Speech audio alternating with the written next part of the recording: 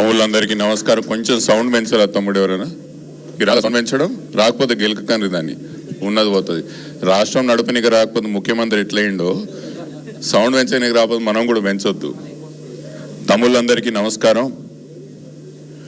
మూసీ పేరు మీద కాంగ్రెస్ పార్టీ చేపడుతున్న ఈ దమన యాత్రకి దానికి వ్యతిరేకంగా బీఆర్ఎస్ పార్టీ, ముఖ్యంగా బీఆర్ఎస్వి చేపడుతున్నటువంటి మూసీ పోరుబాట కార్యక్రమం ఈరోజు మొదలు కాబోతున్నది.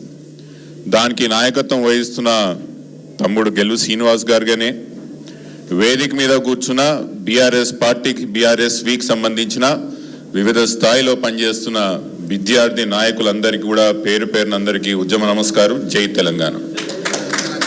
తమ్ముళ్ళు, ఈరోజు కాంగ్రెస్ పార్టీ అధికారంలోకి వచ్చి దాదాపు 2.5 సంవత్సరాలు అవుతుంది. ఈ 2.5 సంవత్సరాల్లో మూసీ పేరు మీద చేపడుతున్నటువంటి దమనయాత్రే కాదు, ఈ దాష్టికమే కాదు, ఈ 2.5 సంవత్సరాల్లో కాంగ్రెస్ పార్టీ అధికారంలోకి వచ్చిన తర్వాత తెలంగాణలో జరుగుతున్న యొక్క దారుణాలు ఏంది, దుర్మార్గాలు ఏంది, తెలంగాణ రాష్ట్రం కేసీఆర్ గారు వదిలిపోయిన తర్వాత ఏ స్థాయిలో ఉండే, ఇప్పుడు ఏ స్థాయిలో ఉండదనేది ఒక్కసారి మనం అందరం కూడా ఆలోచన చేసుకోవాలి. నేను మొన్న సభల్నే చెప్పిన, విద్యార్థి సంఘాలు ఎవరన్నా కొట్లాడితే ఫీజు రియంబర్స్మెంట్ వస్తుంది, విద్యార్థి సంఘాలు ఎవరైనా కొట్లాడితే స్కాలర్షిప్ వస్తుంది, కొత్త కాలేజీలు వస్తాయి. కానీ మన విద్యార్థి సంఘానికి ఉన్న యొక్క గొప్ప చరిత్ర ఏంటంటే, మనం కొట్లాడితే ఏకంగా రాష్ట్రమే తెచ్చుకున్నాం. మనకున్న చరిత్ర అది ఆషామాషి కాదు. ప్రాణాలు త్యాగం చేసి, ప్రాణత్యాగాలు చేసి, కుటుంబాల సైతం కూడా పక్కన పెట్టి తెలంగాణ కోసం జై తెలంగాణ నినాదాన్ని చెప్పిన రాంది చేయొద్దు రేవంత్ రెడ్డి లాగా అవుతుందని చెప్పి నరనరాన పట్టించుకొని జై తెలంగాణ నినాదం ఒక ప్రాణవాయుగా మార్చుకొని మనం ఆ రోజు రాష్ట్రాన్ని ఎట్లయితే సాధించుకున్నామో, మళ్ళీ తెలంగాణ రాష్ట్రాన్ని కాపాడాల్సుకునే యొక్క పరిస్థితి ఈరోజు వచ్చింది.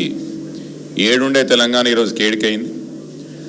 రైతులే కానీ, విద్యార్థులే కానీ, మహిళలే కానీ, మైనార్టీలే కానీ, దేశవ్యాప్తంగా అన్ని రంగాల్లో మొదటి స్థానంలో ఉన్నటువంటి తెలంగాణ రాష్ట్రం ఈరోజు చేతులు ముందలు చాచి రైతులు, విద్యార్థులు, ఉద్యోగులు కూడా అడుక్కునే స్థాయికి ఈరోజు రేవంత్ రెడ్డి గారు 2.5 సంవత్సరాల్లో తీసుకొచ్చిండంటే, ఇంకొక 2.5 సంవత్సరాలు నిజంగా ఈ ముఖ్యమంత్రి ఇష్టారాజ్యంగా చేస్తే మన పరిస్థితి ఏముంటుందని ఒక్కసారి ఆలోచన చేయండి.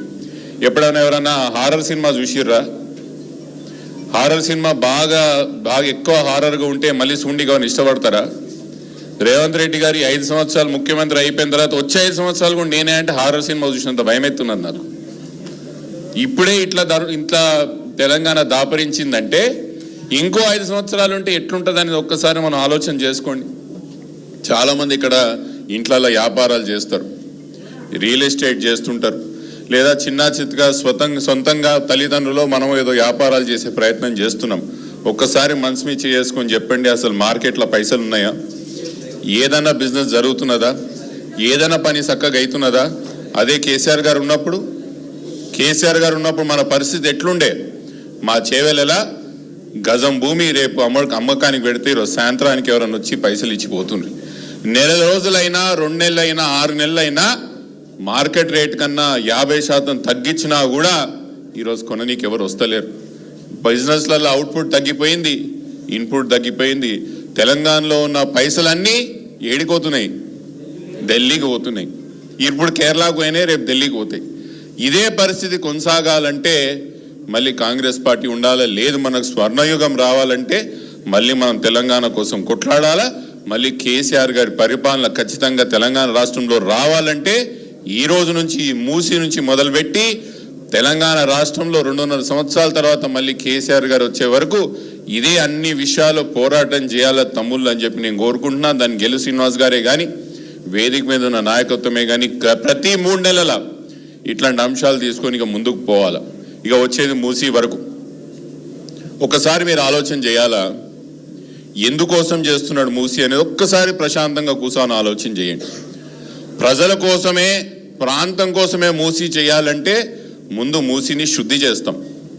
మూసీ ఎక్కడ ఇల్లు పోకుండా అటు ఇటు మనం పెద్ద పెద్ద రీటైనింగ్ వాల్ కట్టి మూసీని నిజంగా కూడా మనం మంచి చేయాలని ఆలోచనలు ఉంటే ఆ విధంగా చేసే ప్రయత్నం చేస్తాం. కానీ ముఖ్యమంత్రి గారు ఏం చేస్తున్నారు ఇప్పుడు? అటు 100 మీటర్లు ఇటు 100 మీటర్లు, లేదా ఒక దగ్గర అయితే 500 మీటర్ల వరకు కూడా భూములు గుంజుకొని దేశంలో సాబర్మతితో పోల్చే ప్రయత్నం చేస్తున్నాడు. అంటే ఒక్కసారి మీరు మళ్ళీ ఆలోచన చేయండి అని చెప్తున్నా. మోదీ సాబర్మతి ఎందుకు కట్టిండు? అహ్మదాబాద్ మంచి కోసం కట్టిండు అనుకుంటురా? కాదు, మోదీ పరపతి పెరగడానికి సాబర్మతి కట్టిండు. మోదీకి మిగతా రాష్ట్రాల్లో పేరు రానికే సాబర్మతి కట్టిండు. మోదీ ఆయనకైనా ఒక ప్రాజెక్ట్ చూపించుకోనికి సాబర్మతి కట్టిండు. రేవంత్ రెడ్డి కూడా మూసి తెలంగాణ కోసం కడతలేడు, హైదరాబాద్ కోసం కడతలేడు, ప్రాంతం కోసం కడతలేడు, పరపతి కోసం కడుతున్నాడు. ఈ విషయం మాత్రం ఆలోచన చేసుకోండి అంటున్నా. నీ పరపతి పెరగడానికి, నీ పరువు ప్రతిష్టలు పెరగడానికి, మిగతా రాష్ట్రాలను అడ్వర్టైజ్ చేసుకోవడానికి మా ప్రజలు ఎందుకు నష్టపోవాలి రేవంత్ రెడ్డి గారు అని అడుగుతున్నా నేను. ఎందుకు నష్టపోవాలి? మేమెందుకు ఊకాలి చేతులు ముడుచుకొని? బరాబర్ ముడుచుకోం. ప్రజల కోసం మీరు పని చేయండి, మేము ఖచ్చితంగా త్యాగాలు చేస్తాం, మా భూములు ఇస్తాం, మా ఇల్లులు ఇస్తాం. మీ పరపతి కోసం, మీ పేరు కోసం, మీ ప్రతిష్ట కోసం ప్రాజెక్టులు చేస్తే మాత్రం బరాబర్ ఆప్తామని ఆ రోజు కూడా చెప్తున్నా, బరాబర్ ఈ రోజు కూడా కొట్లాడతామని చెప్తున్నా.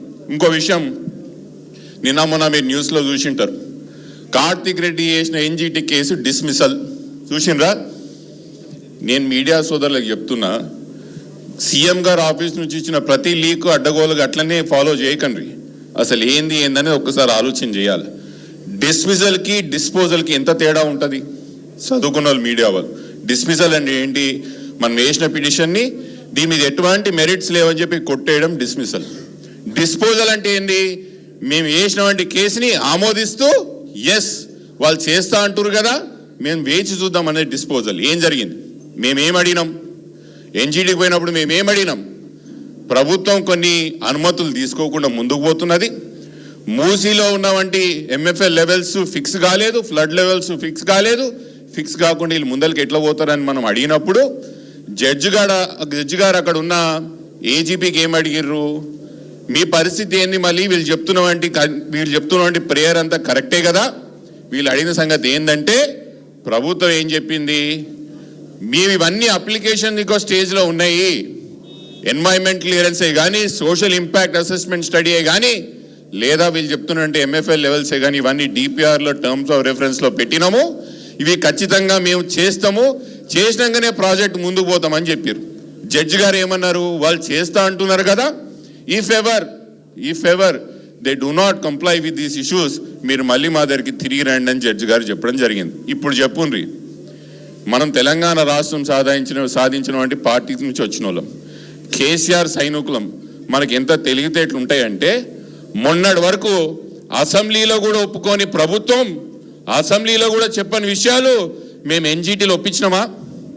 ఎన్జీటీ కూడా చెప్పించినామా?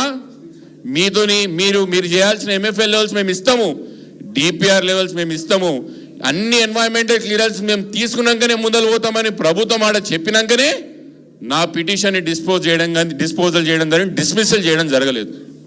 ఈరోజు చెప్తున్నా, ప్రభుత్వానికి ఏ ఒక్క అంశం మీరు కోర్టుకు చెప్పింది ఒప్పుకోకపోయినా, ఏ ఒక్క అంశం మీరు చేయకపోయినా కూడా ఖచ్చితంగా మళ్ళీ మేము కోర్టుకు పోతాం, కోర్టు మెట్లు ఎక్కుతాం. ఇప్పుడే చెప్పినట్టు సోదరులారా, ఈ యొక్క మూసీ ప్రాజెక్టు మన ప్రాంతం మంచి కోసమో, హైదరాబాద్ మంచి కోసం జరుగుతలేదు. దేశంలో కొన్ని రివర్ ఫ్రంట్ ప్రాజెక్టులు చేసిర్రు, సాబర్మతి చేసిర్రు, ముఖ్యమంత్రి గారు చెప్తున్నట్టు నమమే గంగే చేసిర్రు, యమునా రివర్ ఫ్రంట్ చేసిర్రు. ఏ ఒక్క దానికన్నా మీరు ఎప్పడం పోయిర్రా అని అడుగుతున్నా. ఏ ఒక్క దానికన్నా మీరు పోయి ఆడ బజ్జీలో నైట్ లైఫో, లే ముఖ్యమంత్రి గారు చెప్పినట్టు దాటి చుట్టూ ఎప్పడం తిరిగిర్రా? తిరగలే. ఎందుకంటే ఈ దేశంలో రివర్ ఫ్రంట్ ప్రాజెక్టులు అని ఒక ఫెయిల్డ్ ఎకనామిక్ మోడల్స్, దానివల్ల తిరిగి డబ్బులు ఎవరికి రాలే, దానివల్ల లాభం ఎవరికి జరగలే. కానీ కట్టినోళ్ళకు మాత్రం పొలిటికల్ మైలేజ్ వచ్చింది. గదే ఈరోజు జరుగుతున్న తెలంగాణలో. ముఖ్యమంత్రి గారు మీకోసం మీ పరపతి పెంచుకోవడానికి కడుతున్నటువంటి ప్రాజెక్టు మా తమ్ముళ్ళు ఆపుతారు, ఇక్కడ ఉన్న వేదిక మీద మా నాయకత్వం ఆపుతుంది, మేము కూడా ఆపే ప్రయత్నం ముమ్మాటికి మేము చేసి తీర్థమని చెప్పి మళ్ళీ ఒకసారి తెలియజేస్తూ, తమ్ముళ్ళందరూ మీ అందరికి యాద పెట్టుకోండి, గట్టిగా కొట్లాడండి, కమిటెడ్గా కొట్లాడండి. ఈ పోరాటానికి మనం ఎక్కడ వెనుకకు తగ్గొద్దు, ముందరికి పోదాం, కొట్లాడదాం. మీతో పాటు ముమ్మాటికి నేనుంటా, మన నాయకత్వం ఉంటుందని మీ అందరికీ తెలియజేస్తూ నమస్కారాలు. జై తెలంగాణ. థ్యాంక్ యూ అన్న. విలువైన